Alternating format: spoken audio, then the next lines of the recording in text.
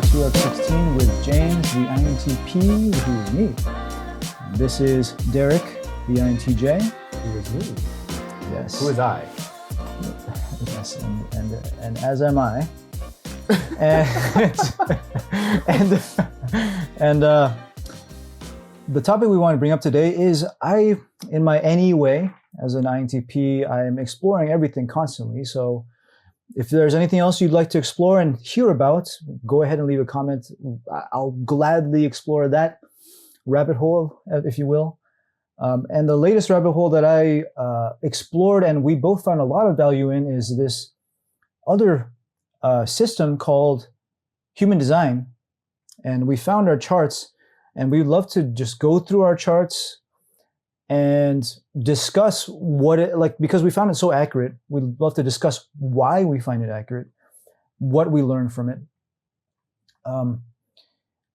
If I can give a little background about what I learned about it is, Please do. It was actually like a person says that it came to them in like a vision, and it is related to astrology. And we can put a link for it. And what you do is you provide essentially the exact location you were in when you were born. So city, time of day and birth date. And then it will give you a chart explaining everything about essentially who you are. Scarily accurate from what I've seen. I was not frightened, but it was fascinatingly accurate. Yeah.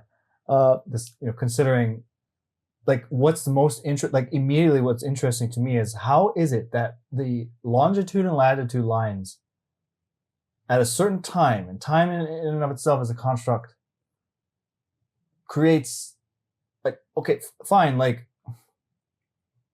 it's one thing to say that, but it's another. I'm not saying anything. Actually, I haven't said anything yet. Okay. What I mean is, like, we talk about MBTI on this channel, or we talk about MBTI in general, and those are things that are that are genetic and also formed during your childhood years, mm-hmm. And so that makes sense. That's more intuitive. Whereas the location you were born at a certain time of day, and then the fact that it was a very similar description to my personality and the types of things that I've done and the types of things I'm probably going to do or the types of things I'm good at, etc. And it sounds a lot like MBTI is what I'm trying to say. Like, there's a juxtaposition here, and therefore, like, what I mean is the reasoning is different. So I want to know why. Like, the first question is why. We don't have that. We're not going to give you that today. What we are going to do is, like you said, we're going to supply. I don't know if we've said it yet, but we're going to explain to you what these profiles are. I'm going to tell you very briefly what there's 12 combinations, if you will. So there's 6 lines. They're called lines or archetypes. And so they're numbered 1 through 6. Mm-hmm. And each person is, when providing the location of birth and date and time of birth, you're given 2 numbers. And so the numbers are 1 through 6, like I said. So number 1 is investigator. Number 2, hermit. 3, martyr. 4, opportunist. 5, heretic. And 6, role model. Okay. Mm-hmm. And I personally was given a 5-1. So 5-1. Okay. That would be heretic, investigator. And we'll delve into what that means momentarily. And you were given 6-2, which is role model. Role model, right? Yep. Role model, hermit. Right. And so even in just hearing those names, do you have an initial reaction to when you heard hermit and role model? No, so I actually didn't approach it from that direction. I did. That's why I'm just going to say that now before we move on. Like, I just, because for me, it's like I like that's a top-down approach to a lot of things. So I was like, first of all, what is a heretic? And I had to remind myself a second time. And when we got back here, and then I was like, investigator immediately. This made me think of Enneagrams. Okay. Because I believe my Enneagram, which I don't really quite understand, was that I'm an poor speaker of English. Investigative? Yeah, whatever. And so I was like, yeah, I am a bit. I do like to get I like to get a lot of information. I'm not in the sense that I'm asking you 100 questions. I do it myself, as you would imagine what do they call it? A detective would do. Okay. You know, they obviously ask people questions, but they don't tell you why they're asking you those questions. They're asking other people. So like, if I want to know about James, I just realized I'm on an MI tangent already. Mm-hmm. If I want to know more about James, I'm going to ask someone close to James. Or if I'm worried that even that might get back to him, I'll ask someone a couple steps further away. Okay. So I'll figure out who your friends' friends are, and then I'll ask them questions. So that's investigative, right? Yeah. Anyway, that was my first thinking. So then I was like, okay, let's see what this is about. But you actually got yours first, and that's what made me think, oh, I want to look into this. So what was your first reaction, or how did you approach it? Okay, so I actually first discovered this quite a while ago. I want to say so Personality Hacker, the MBTI group, the couple, they introduced this at some point in one of their podcasts, and I tried it out at the time. But I feel almost like I didn't know myself that well at the time. So I was like, okay, I guess. But I came back to it when I told you about it maybe like 2 weeks ago. Mm-hmm. I was like, wow, this is very accurate for me. And I'll tell you, like, for example, the profile of 6'2", mm-hmm. The way it describes my life trajectory is from the time I'm born until I'm about 30 years old is going to be a time of learning for me and wide experimentation in all different ways, just like trial and error, trying stuff out, which is exactly how I lived out maybe like my 20s to 30s. And then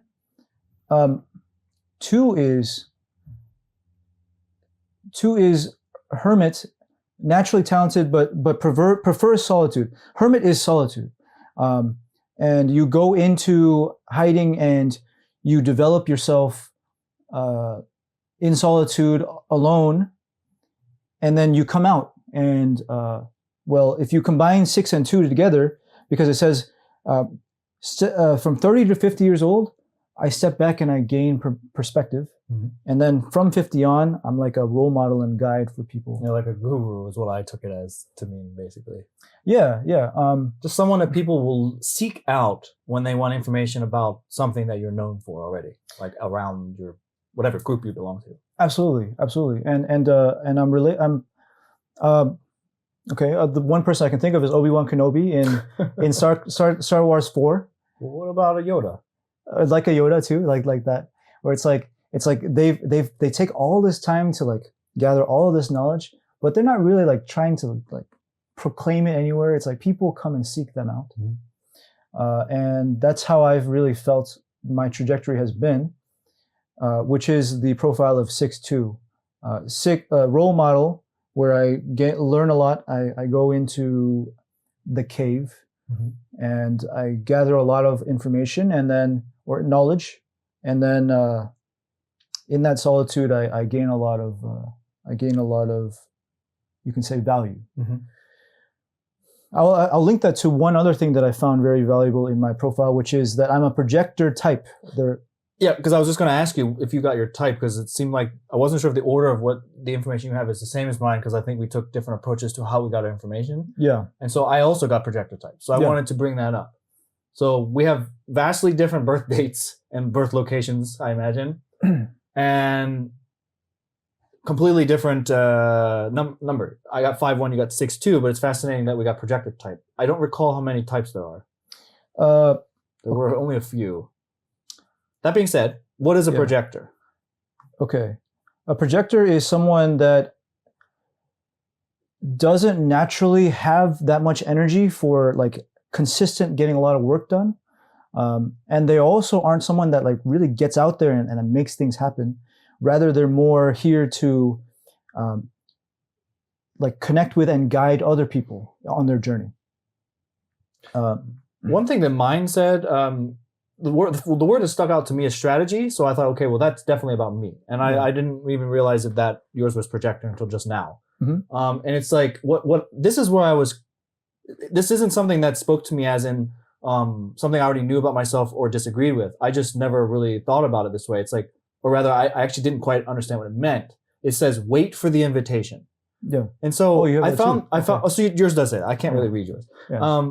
So I was like, what does that mean exactly? Because that actually sounds like something that makes sense with you, because you're not really out there trying to really, you're not like, what is the word like when you want to tell people what you know?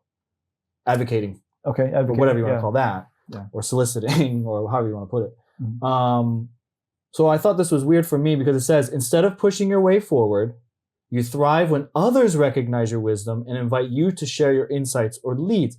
At first, this didn't make sense. But then I thought, aha, it's not talking holistically about my person or about myself. I feel like it's talking about the times when people do, in fact, come to me with problems. This happens a ton. Mhm. And now I'm actually seeing a connection to what yours is, actually, somewhat. Because while they're not coming to me for knowledge, they're coming to me for advice.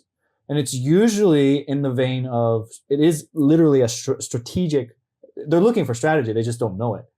They'll ask me a question like, why do you think I do this? Or why am I doing that? Or what, A, B, C, D, why did D happen? And then I explain, and I say, well, actually, this is what you could have done. And well, that's not useful, but it is, you can reflect on that, right?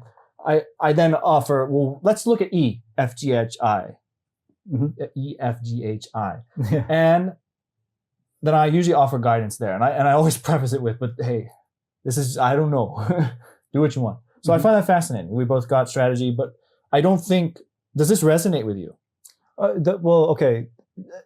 I can see that, I can hear the differences between what people come to us for, because that's what I hear. I hear INTJ versus INTP, because I think what people come to me for is clarity and understanding.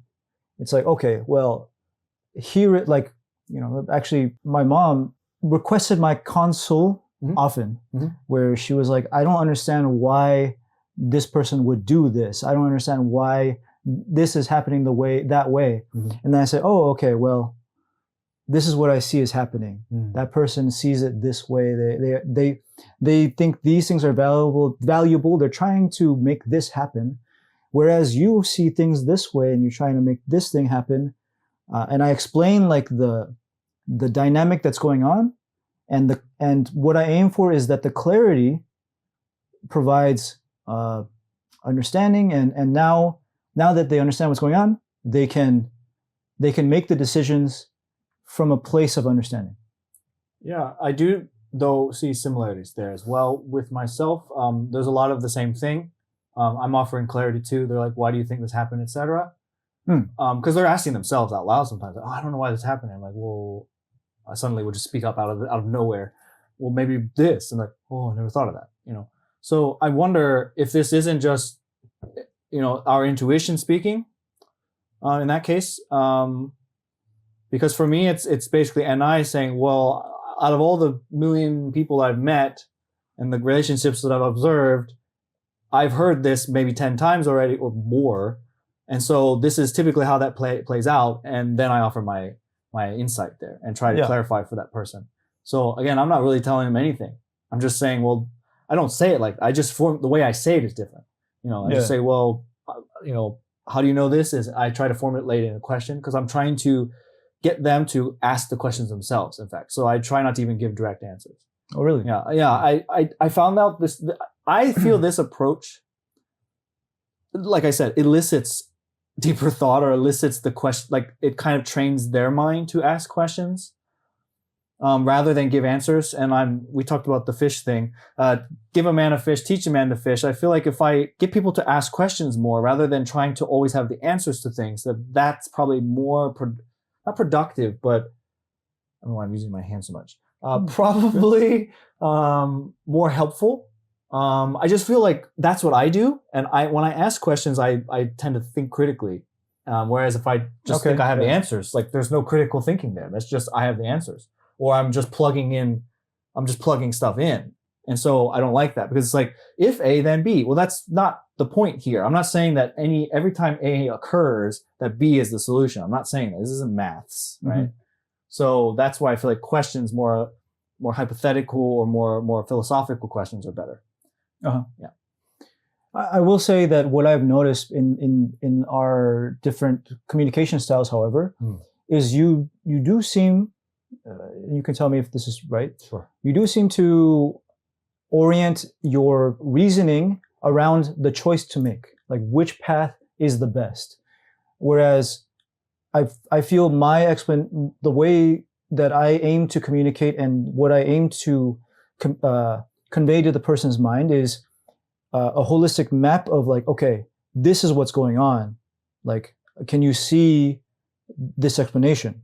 I hear that some. Yeah, sometimes. that is where we would differ. I'm definitely trying to help them find a solution. A solution, while that does go back to sounding more like maths, I'm still saying let's look, because it's what NI does. It takes all the stuff that NE would go out and explore, and I'm taking those as no, I already have instances of those. Let's narrow those down a bit, because I can tell that you're confused, because you also, perhaps the person I'm speaking with, are swirling with ideas maybe, and just like, well, this happened before and that, and maybe they have NE. In fact, I've talked to INTPs a lot, and that this is where I've offered help. And so I say with my NI, well, I'll give them a couple options sometimes. It depends. I might not have a few, or I feel so strongly about what the best solution is, so I'll kind of guide them that direction. So that is exactly how NI would work with that, and it's definitely the opposite, or definitely opposing to the way that you would approach it. Yeah. And that's probably TE too. It's like I still really want to kind of organize things and find the best or most efficient or optimal solution. But that's why I try to take a less direct approach, so that I can formulate the way the help in such a way that it works for more people. So like, instead of it just being specifically for INTJs or even INTPs, I'm thinking, okay, even if this person's an EST, I'm not thinking this exactly, but just how can I spread out my answer best depending on the person. Now, if I know the person well, you know what I mean? It's like, if it's someone I don't know well, sure. But if I know that person, then I already know how to talk to that person. I've already used my NI so much with that person that all the patterns and connections have already been made, right? So I know, and that's why it's actually very efficient, because that person will keep having similar problems. Hey, do you remember you just had a similar problem a month ago that I helped you through?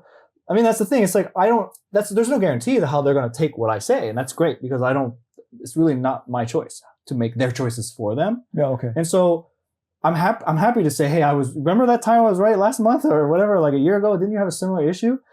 And then what's really great though is when they tell you later, hey, I handled this situation that would have been like this if I hadn't used the processes that we talked about previously. Now I handled this situation better than I did 3 years ago. So that's pretty cool. Anyway. Yeah. So this type thing, by the way, let's go back to our charts. This type thing talks about essentially the kind of energy that you have and the way that you navigate through your life. And a projector is someone that naturally doesn't have much energy for executing, getting things done. One example is a manifestor. That's someone that like makes this thing happen. And there are people like that. That's different from a projector who sits back and like directs other people with insight or leadership. And I think at some point or other, like throughout my explanation here, it'll give me examples. It's like, for example, energy management. I don't know what Sackles. I think this has to do with your body. Like, this is me not caring. This is where the TI probably already is mapping all this stuff out and wanting to know everything. I didn't really care about that. Yeah. So I was like, Sackle Center, who cares? You'll probably tell me what that is. But it says, of course, we burn out quickly. I got that. But it says, if you try to keep up with generators or manifesting generators, you will burn out. So I'm thinking those are probably your like ESTPs or your even ENTJs, probably your extroverts. And so I made these connections in my head without doing any research. Yeah. And so this is me saying I haven't delved deeply into this at all. In fact, I read mine, picked out what I thought was like, wow, that's really spot on, looked at anything that I thought was questionable, and I just made a decision of like, wow, this is pretty cool. Yeah. So there's that, and I looked. I'll continue on with my chart and talk about it. Okay. Definition here. They talk about definition, and mine is split definition. And what that means is there are certain parts of my psyche and understanding of the world that is not connected, and because I'm sorry, mine's single definition. I immediately am looking at NINE right here, and I wonder if that's like where you're going to end up. I wonder. However, the way split definition works is I rely on other people to make the connection between like two aspects of how I think. Like maybe I think a certain way and I feel a certain way and I don't know how they're connected. And then through a discussion with someone else, then I can make the connection. Interesting. Okay, because I'll just read mine out loud. Sure. We'll just keep bouncing back and forth. I like this.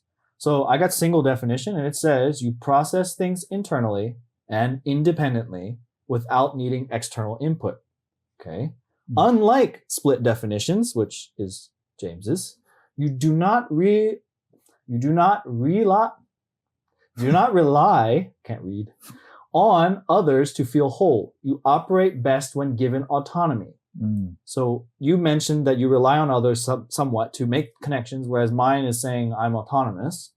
And then it also says you naturally integrate information quickly. So I'm doing the thing that you said that you require someone else to help you with. So that's probably where a single def would probably, I don't know why I'm shortening anything. A single definition might be helpful to a split definition. I don't know. Really quick hypothesis. And it just says that this supports my 5-1 profile's investigative nature. So because I'm an investigative, I'm obviously going to be looking for information, integrating, putting information together very quickly, et cetera, et cetera. Yeah. It also sounds very MBTI terms, NI, FI, introvert intuition, introverted feeling, where you know how you feel about it. You also know what you're looking for. And so you, on your own, you can do a lot of research by yourself. Yeah, so I would imagine what you mean then by FI is the ability to process internally and independently without external input. Yeah. So that does sound a bit like FI. Yeah. Whereas for me, FE, I'm like, I don't really know what I want. I'll go and find out what people want and I'll gather that all together to come up with some kind of direction. Exactly. Inner authority, I thought, was pretty accurate as well. Mine's splenic, and I'm thinking, is it talking about my spleen? Yeah, well, yeah, I think that's kind of historical. It's like there was a whole theory. There's like a theory from Greece or Rome about how different kinds of personalities came from different parts of the body, and I think splenic is a certain way of thinking. I'm already having a lot of thoughts because I immediately want to be like, well, MBTI is about the brain, but the brain, while it is the main thing, there's things going on in your entire body that are circulating through the brain. So things that are being processed in your spleen or other body parts are going to go in and contaminate, or I don't know what the opposite of contaminate would be for a brain, or affect the brain and the releasing of hormones, etc. And so I'm already making connections there. And I'm wondering because I like to sort of destroy things, it seems. So I wonder if there's something in MBTI that's missing, or if there's something here that's missing, or if it's just something that could be put together, make a connection. But anyway. Yeah, I mean, well, I'll just speak to the idea that that there is the phrase following your gut, following your gut. And for me, it really is felt in the gut. And so I personally have a like full body kind of understanding of my psyche, and it's felt in many places. For example, when I learn something very, very transformative, I feel it in my stomach as well. Wow, I wish that I could say the same. Is that demon SI? Because SI is what's, because I always thought it was FI, introverted feeling, but it's not. I think SI is what makes you more in touch with your interesting, your goings on internally. Okay, interesting. I mean, I'm constantly in all types of pain, and I'm very keenly aware of those, thanks to SE, I think. But none of what you said is happening with me. That's very interesting to me because yeah, perhaps because I have SI, when I learn or when I experience things, it is felt in my body. Aside from fear everything for me, or most things that I can think of are cerebral. Really? So like fear, I feel, I mean, obviously adrenaline, like the heart, and I feel something here in my chest region. But how about introverted feeling? What is the sensation experience of introverted feeling? Is it mind? Like, oh, that's wrong. And then when you say that's wrong, where is it felt? In my head, but also in my body when I'm angry, because my body's, the blood's pumping. You know what I mean? So I can't attribute that to FI. Because when I'm just chilling out at home and FI is really going crazy, it's very, very cerebral for me. Wow. Because like if I become sad and start to cry about something, I'm feeling that in my head. Okay. And maybe a little bit in my heart, but I think we just think that, and so we say it. But I think again it's probably something blood related. Okay. I don't know. I feel like I don't want to speak too soon because I really don't think about this kind of stuff too much. So I would like to observe a bit and maybe come back with that. But I feel like most things for me are cerebral. Yeah. I'm sure like someone watching has much more knowledge of this. But like here's one example of okay, there's actually two words I can think of that come from that era of personality. One is sanguine. I don't really know what the word sanguine. It means red, but it also means some way of like feeling. No, I've heard this word, and it's not red. I know what you mean. Yeah, I'll look it up right here. But bilious is the other word. Bilious. What is that? So bilious is related to the word bile, which is like snot. Why would you equate bile to snot? Oh, actually, Salt. I don't know. Well, bile comes from your liver. Yeah, but I think bile is related to It's a salt. snot. Anyways, Okay. bilious also, so it's related. So bilious definition 1 is related to nausea or vomiting. Bilious 2 means spiteful or bad tempered. No, sometimes. So, and then I'll look up what sanguine means emotionally. All right. Just a reminder where we are, because I will never get back to it. We're talking about the inner authority, so we haven't actually broken down what that is yet. So after we're done with anatomy, let's. Yeah. So, but I'm bringing that up because they're using the word splenic to talk about emotion. Sanguine means optimistic or positive, which it also means red, and I assume it's related to blood or okay. Sanguine. That's what you're saying. Sanguine. Yeah. I've always heard it pronounced sanguine. Which when I hear sanguine, you say. Anyway, sanguine. Okay. How do you say penguin? Penguin. I forgot his first name, but Cumberbatch. He can't say penguin. Oh yeah, I've seen that. Yeah. And the reason why that link is like when someone has red cheeks, they tend to be optimistic and positive, and so they link that to the color red and said a sanguine person is someone who's optimistic. Okay. So inner authority. Yeah, mine says splenic, as I've already said, and in parentheses though it says instinct and spontaneity. So is that linking that to splenic, or is that everybody's inner authority? Like what does yours say? No, okay. So mine is emotional solar plexus, which right here. Right here, I actually there is so much of my experience that's related here. When I have a lot of pain here. Maybe it is my spleen. I don't know. Yeah. So if you breathe in and you feel the stretch in your abdomen. Right there is when I feel, when I really feel like I've learned something new today. That's like there's like if I breathe in and stretch that, it relieves that aspect of it. To me that means that I've gone somewhere new. To me, it means I had too much sugar and my pancreas is like swollen. It's in the same area. Yeah. So my inner authority is emotional solar plexus. And what it means is I make decisions emotionally. However, I need to wait for the emotions to settle for me to be certain on what decision to make. And emotions. So it's contrary to the usual taking a while to sink into TI. We're talking about, I'm sorry, for what to settle, for example? So I experience all these emotions, and it's all in different directions. Right. So that's what I'm fascinated by. Is you say emotions, but this isn't FI because FI is not good for you. Yeah. And FE requires outside input. And so what do we mean by emotions here? Because like I feel like you certainly express your emotions better than I, or more, but I don't Okay. think that we're getting the whole James experience. Okay, so what I hear in this and what is true for me is, in the moment, I don't know what I want to do. Okay, so it's Okay. so like the So it's like you can almost say value and desire is what is not settled at the moment. okay, but then that sounds exactly in the past when you've talked about TINE with SI.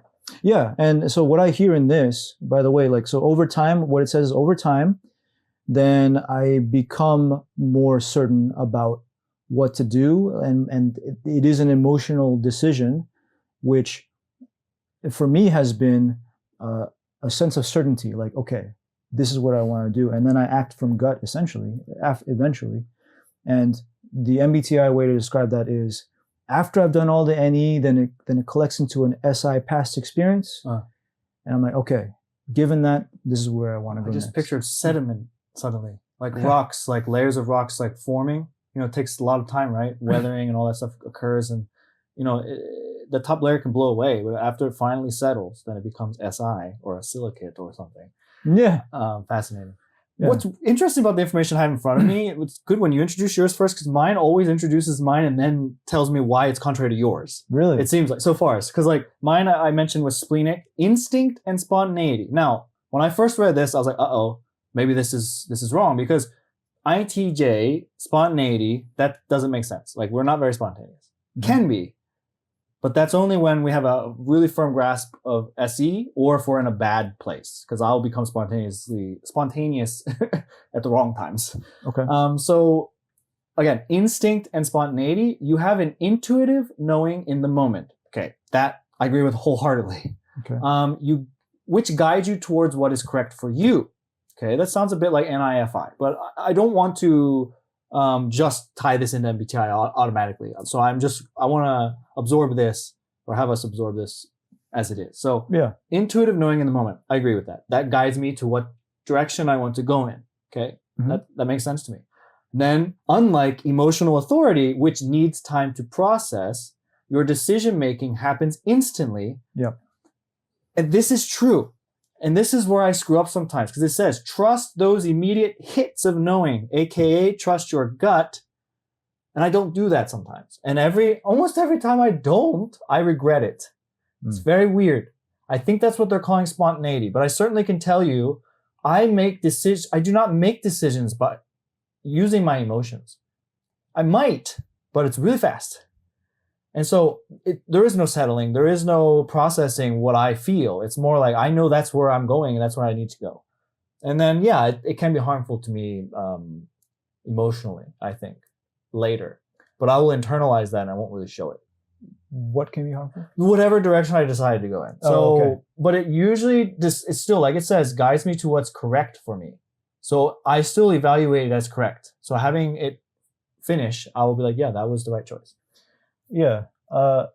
So also, what I do observe though is, my sense is you are more certain about what you think is the right way to go faster. Yeah, that's what it says, and I agree with 100%. That's me always. Yeah, I just go because I already know. I know myself well, but I don't know if it's just my intuition or what it is. It's just like I follow it blindly, somewhat. Yeah. Except I do have here fear-based intuition, which keeps me safe. So fear-based intuition keeps me safe, and it makes me naturally aware of risks. Let me say that again. Makes me naturally aware of risks and what is correct for my survival. Obviously, we're not really living in a world where we technically are trying to survive, but getting through the subways at rush hour, that feels like survival. So my intuition will send me in the right direction. It'll sometimes just tell me, get out of here. Or I'll say, hey, look, you knew you shouldn't have taken the train at 5:30. It's your fault. Intuition told me, gut feeling said, either wait or cancel plans. You'll feel better having done that. But I end up just going and doing it and then being miserable. So fear-based intuition. But if I were to be put into a fearful situation, I'm always ready.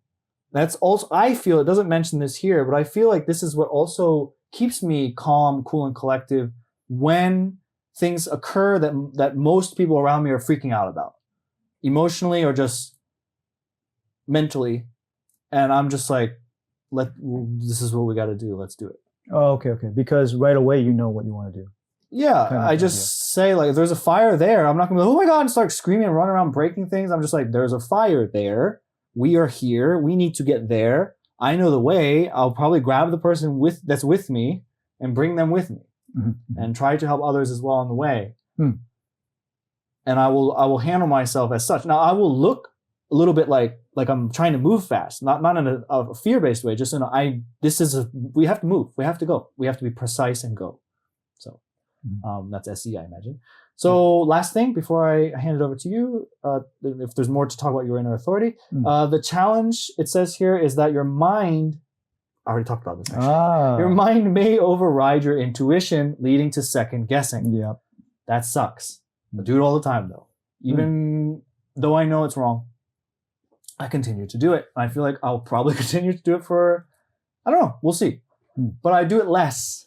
Interesting. I do it less. I see ties to MBTI, and choosing your second function, extroverted thinking, over your first function, introverted intuition. Yeah. Yes. And I think this sounds deja vu, which is common for INTJ. I either read this and then read something you were talking about, or vice versa, and it feels like we already talked about this because I had the same conclusion. I was like, aha, that's why I do that. Follow the NI. Don't listen to TE. But TE's parent, you're supposed to listen to your parents, right? Anyway, the second guessing doesn't always result in failure or whatever, in difficulty either. It's just saying that if I like to look at things in percentages, I'd say 80, 90% of the time I should follow my instincts. 10% of the time, second guessing is the right answer. I don't have anything aside from after that other than going directly into our profiles now. Is there more preface before that? Well, no. I mean, I could just do both of these real quick, or I could do both of these. I could talk about the strategy of wait for the invitation, which I have really leaned into recently, which is the way that I have wait for the invitation means that I don't have to go out and find the opportunities. I don't have to try to make things happen. That's not really my strategy in life. My strategy is to sit back and, be authentic, and then wait, and then watch as the opportunities arise around me that come to me. Like it's like a guru. And that's when I can play my role. And the other thing here is like, how do I know if I am not being authentic? Is I feel a sense of bitterness. I feel resentment. So, and that's very true. I know that bitterness, which is my not self theme, comes up later. I mean, I'm not trying to take an SI approach here, but I feel like I'm going to get lost if we don't go in some sort of semblance of an order. So what I mean is we've talked, I feel like the stuff that we talked about already, like the type and the inner authority, those are, and the definition. Those are like, I don't know, the introduction to our types. Okay. Or what do we call them? Profiles. Yep. However, I don't feel like we've yet to speak about what 5162 heretic investigator are. Okay. As the profile defines it. Oh, okay. So, I mean, I guess like anything that I'm interested in, like when I'm interested, I want to talk about it. And so I'll just start with what I have here. Actually, I just like it because it's so right. It says 5-1, okay? Heretic investigator.